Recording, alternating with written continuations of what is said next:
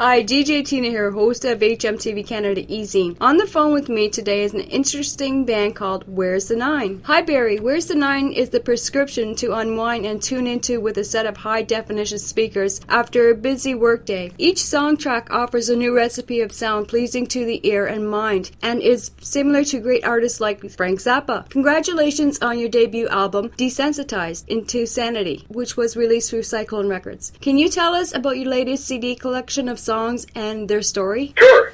Thank you.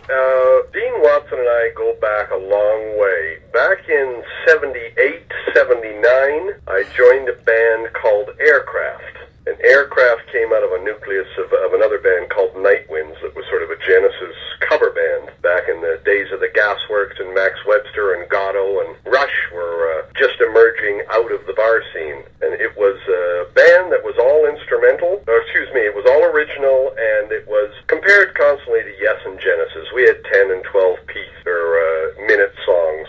Very progressive. It was the best band that I was ever in, and after roughly a year, I got tired of the $35 a month income. It was pretty tough, and I'd heard Toronto was auditioning, so I ended up going that route. I was successful with Toronto and played with a number of recording bands and toured the world. But 25 years later, Dean Watson, the keyboard player, who also plays guitar, found me on MySpace, and without talking for 25 years, it was quite a shock. He came to my house, and we had dinner and a few laughs, and realized we still carried all the same musical tastes and influences, so we decided to try writing a song, and there you go. Now we have a CD released through Cyclone. What motivated and inspired you to come up with a collection of great instrumentals with Dean Watson? Well, when we first got together, it's very funny. I still have a small video of the first jam we had. It's really quite funny, but at the time I thought Dean was a great keyboard player and guitar. If we got a singer and a bass player, we'd see what we could do, but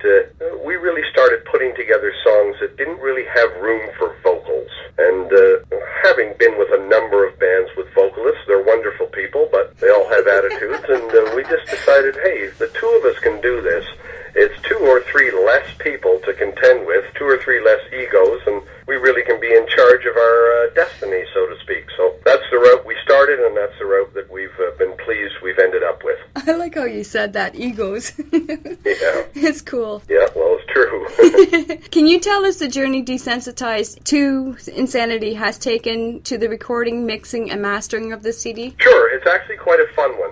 Before I met Dean, I'd been writing my own stuff, and the only way I can really write with my equipment here is I've got a little Sony digital camera. Quite funny. I take it down, set it up in front of the drums, and I film what I'm playing, and I come up and I've just worked on the beats from there. Well, once Dean and I got together, we found a program on the internet that would extract just the audio portion of the film that I was making and turn it into an MP3. So I would write these parts, probably wrote 100 of them by the time we were done the first CD, and I would send the MP3s to Dean. You know, it's quite great because I would play in the oddest time signatures I could think of, anything that was strange, anything that was very weird, and I'd send it off to Dean, and Dean would send me back what he'd put on top of it, keyboards, guitar, anything else he could think of, and I really had no idea what I was getting.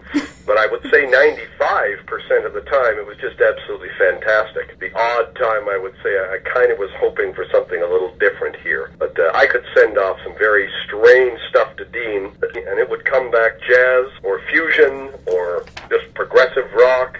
I never knew what I was getting, but I loved all of it. And all this was done through the internet? All this was done completely through sending back and forth emails through the internet. That's awesome. Yeah, Dean is about 3.5 hours away in Rosso. So when we got a song all pieced together with parts we were happy with, then Dean would come down to my studio and we would record the drums live. And then Dean would take the live recording back to his studio and do everything, keyboards and guitar over top of it. So we did this for demos, really. We were only thinking if we got on MySpace and had some fun with the music, maybe someone would like it. I had a connection with Brad because of the Toronto Hollywoods thing, and I just said to Brad one day, hey, listen to this and give me your opinion. And about a week passed, and Brad called me and said he couldn't get it out of his CD player, the car, which I never expected, but we got to the stage where we thought we might release it ourselves, and Brad stepped in and said, no, don't do that, I want to be part of it. So we're pretty excited delighted that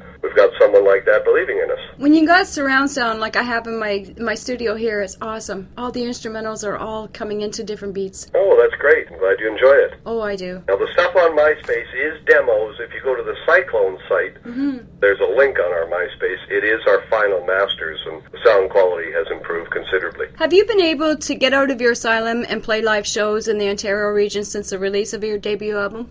No, we haven't yet. Now, it is going to be a little tough for us. We're contemplating now, and I like the idea, and Dean and I have discussed, since there's two of us, just the two of us playing, if we do that, I think it would be a lot of fun, but half of what you're hearing in our songs would have to be on tape. We're not looking for a Milli Vanilli or anything like that. We wrote it, we played it, so I don't see a problem with some of it being on tape, and Dean picks and chooses the guitar and keyboard parts that he actually wants to play live. I think it might be kind of interesting, and I don't recall ever having any kind of a progressive band of this nature having just two players live. I think it would be very interesting. Yeah, I think so too. So we're going to wait and see what the CD might do and see if we could put something together. It would be great to tag along the coattails of another progressive band and get an opening slot. I dig how the funny CD cover reflects the title Two Men in Straitjackets. Was the photo taken at Rock the Mill in Cambridge, Ontario? Yes, it was. Yeah, we walked down there and we took a bunch of shots and kind of had the idea that it really reflected our music and what we were all about. Two guys in straitjackets. Did you draw a crowd that day? There wasn't necessarily a crowd, but there certainly was a bunch of people staring very strangely at us. I would imagine. Because that's near City Hall. Yeah, that's right. Will you be producing any music videos from Desensitized to Insanity song tracks? Brad brought the idea up a couple of weeks ago, so I think there may be something come up. It'd be kind of neat to see a concept that would go along with an instrumental. So yeah, I'm up for it, definitely. Is We're the Nines working on writing new songs for a second album currently? Yeah, as a matter of fact, we are, and I'm actually quite shocked. You know, Dean and I were talking the other day. It's funny, a lot of artists, they have come out, and you see on TV all the time, one-hit wonders, and not that we have any hits, but we started about 2 weeks ago, and we're nowhere near completed, but we're close to having a song that I think is fantastic, as good or better than anything on our first CD. So this has really sparked us with an injection of excitement for our creativity. The first CD is just not necessarily kind of out of the way, but we've completed it. We feel our writing has matured. We've learned a lot. It took us a year to do that, so this new stuff, I think, is going to be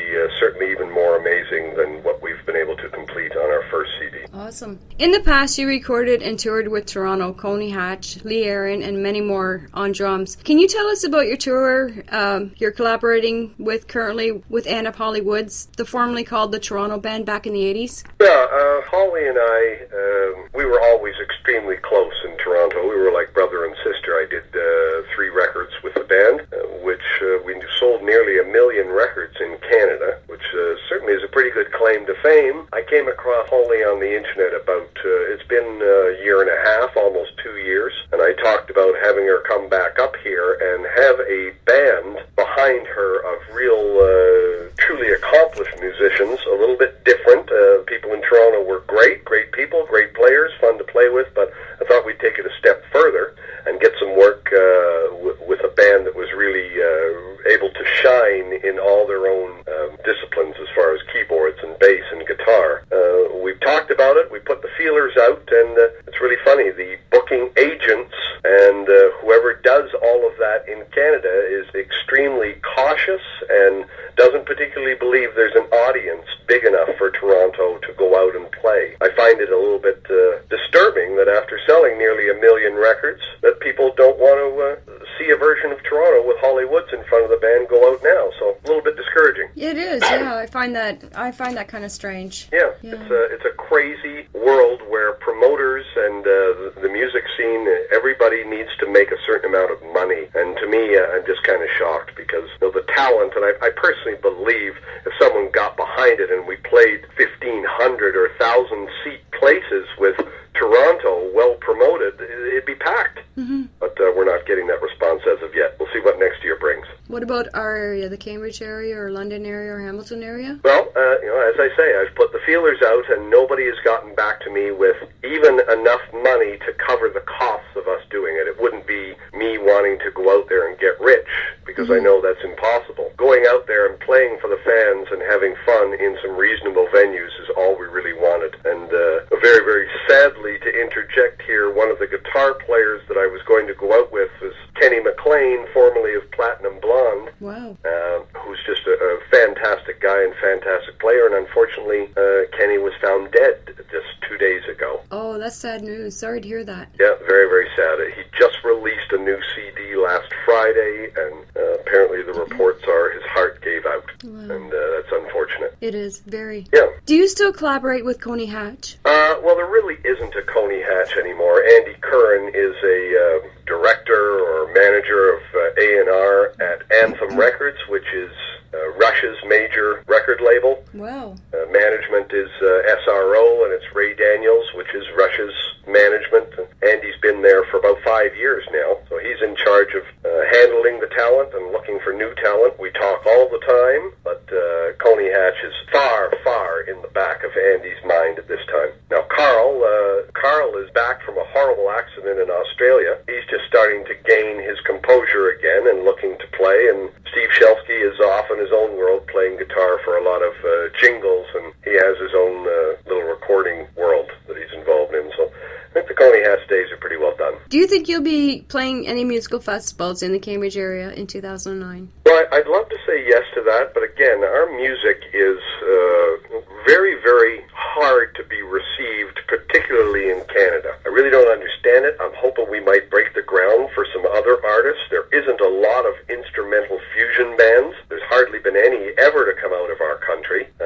So our focus right now is trying to sell CDs if we can get promoted, and right now the biggest response we're receiving seems to be from Europe and Japan, Germany. They seem to be extremely keen on this kind of music compared to what we accept over here in Canada. So I'd like to keep fingers crossed and hope that we can get enough of a fan base that it warrants us playing in this area. That'd be great. I hope so. We do have the jazz festivals going on pretty much all summer long, and hopefully we can see more of the jazz come back and see Where's the Nine come to our town and play. Well, it certainly would be great. We're definitely up for it. It's awesome that international fans can access Where's the Nine's music and buy CD at Cyclone Records website at www.cyclonerecords.ca. Will you have merchandise available soon? I really hope so. I'm expecting to converse with Brad, if not today or tomorrow, about exactly that and see where it's going to go and what will be available before Christmas, which obviously is a great time to have merchandise available. Would they be in the form of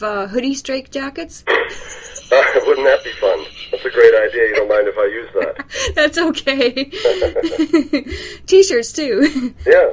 Before we wrap up our interview, do you have any MySpace pages you would like to plug in? Well, our MySpace is Where's the Nine? So it's just myspace.com/Where's the Nine. And on that page, there's a link to Cyclone Records. The music on that page is our demos. The sound quality is improved considerably if you click on the link to Cyclone Records. It goes directly to our final mixes. And you can also get on that page a link to my page, Barry Connors, and a link to my partner's page, Dean Watson. They're both in the top friends, right next to Frank Zappa and Gentle Giant. Any last words? Yeah, I certainly appreciate having this time with you, and I really hope anybody listening and anybody looking for any influence will spend a little time listening to our music. We're really trying to broaden the senses. I teach drums, and Dean gets involved in some teaching. We're really trying to push our students to push the envelope and break out of 4/4 time and get into something that's a lot more interesting. And hopefully we're going to start to build an audience that feels the same. I want to thank Brad True, CEO and founder of Cyclone Records, for the interview Where's the Nine. And Barry, thank you. Well, thank you. I appreciate it. You rock, and I really dig the instrumentals from your recent debut album, Desensitized to Insanity. Great. Thank you very much.